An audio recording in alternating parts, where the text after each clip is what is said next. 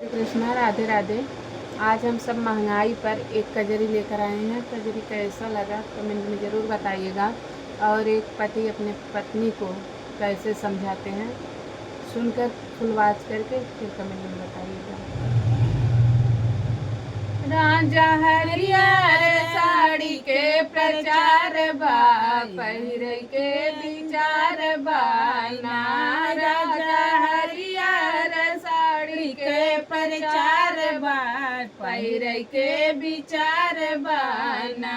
बैठल जात बढ़ल जात महंगाई, कैसे साड़िया किनाई। बढ़ल जात महंगाई, कैसे साड़िया किनाई। तनी कमाई 500 खर्चा 1000 बा, पहिर के विचार बाना।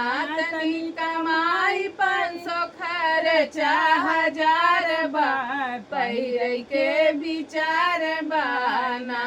राजा हरियर साड़ी के प्रचार बा, पहिर के विचार बाना। राजा हरियर साड़ी के प्रचार बा, पहिर के विचार बाना। राजा हरियर साड़ी के प्रचार बा, पहिर के विचार बाना। ले बुसड़िया किनाई, बबुआ पढ़े कैसे जाई। ले बुसड़िया किनाई, बबुआ पढ़े कैसे जाई। दुनिया शिक्षा बिना दुनिया दियार बा, पहिर के विचार बाना। दुनिया शिक्षा बिना दुनिया नियार बा, पहिर के विचार बाना। राजा हरियर साड़ी के प्रचार बा, पहिर के विचार बाना।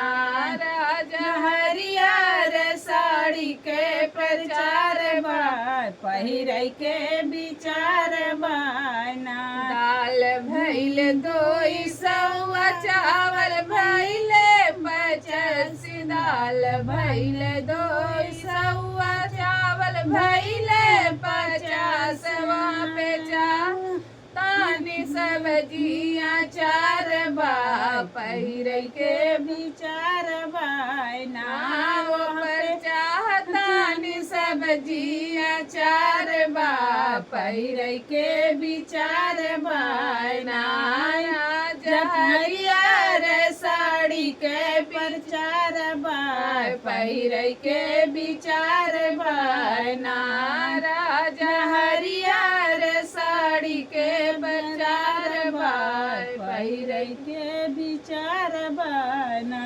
कैसे करबू सफाई, निरमा साबुन कैसे आई। कैसे करबू सफाई, निरमा साबुन कैसे आई। गैस सिलेंडर मिलत 900 के पार बा, पहिर के विचार बाना।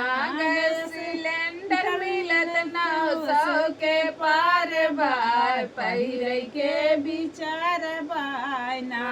राजा हरियर साड़ी के प्रचार बा, पहिर के विचार बाना। राजा हरियर साड़ी के प्रचार बा, पहिर के विचार बाना। अपने पत्नी को कैसे समझाएं, एक बार कमेंट में ज़रूर बताइएगा। अब किसके पति हरियर साड़ी लाए हैं भी बता देना। मेरे पति तो नहीं लाए हैं अभी। राधे राधे।